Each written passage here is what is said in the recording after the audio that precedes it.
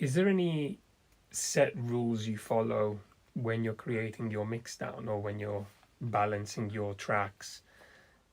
I mean, obviously, the depending on what the usage is. I mean, one of our publishers wants us to provide mixes up to a certain level, and he doesn't want any compression or anything because he then takes them off for his own mastering. But I mean, generally, using for Bob's music as an example, we just sort of work till it's tonally nice for us. I mean, that sounds very sort of nebulous statement, but in terms of the sort of tonality, we are sort of mixing to an end point, and we even add some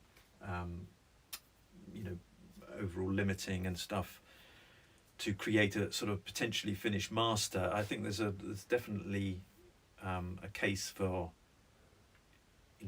stopping and coming back and doing some mastering afterwards to get a better sort of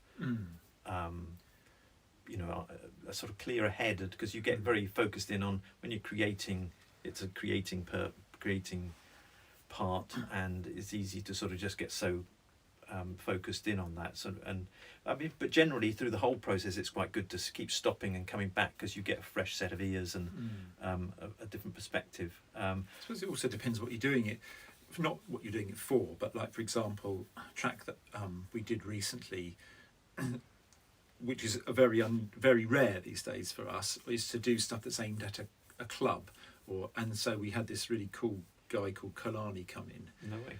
who helped us master the track, because we don't really know, what, to some extent, what we're mastering towards in that situation, and because we don't tend to go to clubs that much anymore. And so it's actually useful to have somebody who knows about that and understands the usage as a DJ, what they're looking out for, what they definitely think wouldn't work. So actually it kind of depends on what the... Yeah, because again, if you're mixing for a TV programme that a piece of music's going to go under dialogue, it has to be quite smooth, that it can't be spiky and have loads of mid-range, and because you'll be competing with something that somebody's going to lay on top of it.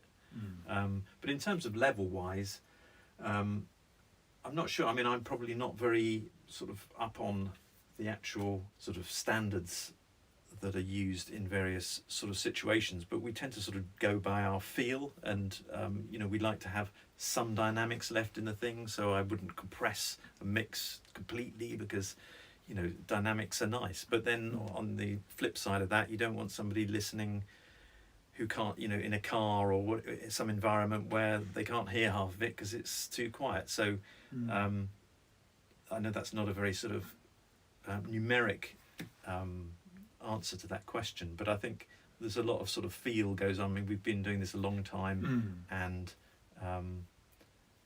so it's sort of a lot of gut feeling, and also a good thing is to compare existing mixes so that you can hear the difference if your mixes are very loud or quiet or very harsh or bassy. If you can A/B them against other mixes in a similar genre, that's always a useful thing, because then you don't need on the same speakers. In the same system, in the same environment. Sort of rig up something, maybe even import a track onto your DAW and lay it there that you can just switch to it as long as you take off any mastering or compression on your output channel when you listen to the reference track, and then you can see whether you're in a ballpark of something you respect as a piece of music.